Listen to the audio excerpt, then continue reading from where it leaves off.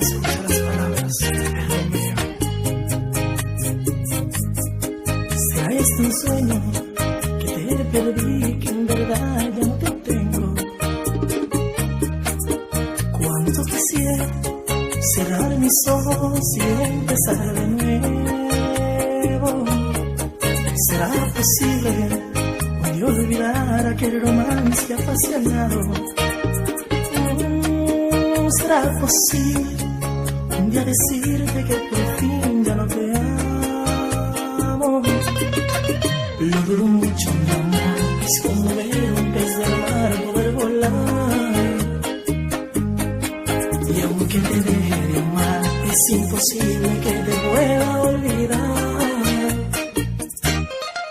Si me enseñaste a querer, también enséñame a olvidar esto que siento. Porque eres tu niña querida, la mujer a quien yo amo y a quien quiero.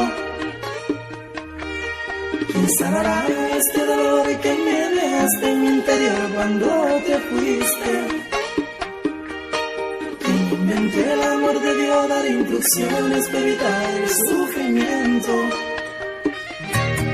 Llevo en mis venas la magia de tus besos, el fruto de este amor lo veo como un juego. El fin de la jugada, tú saliste ganadora, hoy por ti yo estoy sufriendo. Aprendí a amar estando a tu lado, me enseñaste a querer, me hiciste un daño, fuiste mi profesor en el amor y en tus clases de amor no me enseñaste de lo humano. Si me enseñaste a querer, también enséñame a olvidar esto que siento. Porque eres tu niña querida, la mujer a quien yo amo y a quien quiero. Sabes, te amo tanto que me da miedo volver a verte.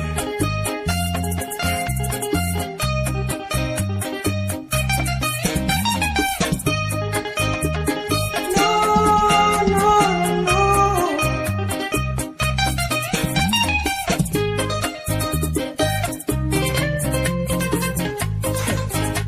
Let me find out.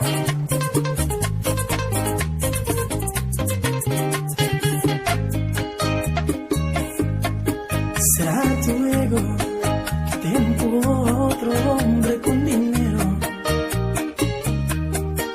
Y si es así, pues trataré de resignarme por completo.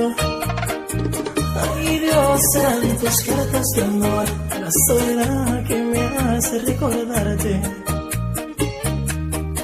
o las novelas que tú veías tan ansiosa tomando café.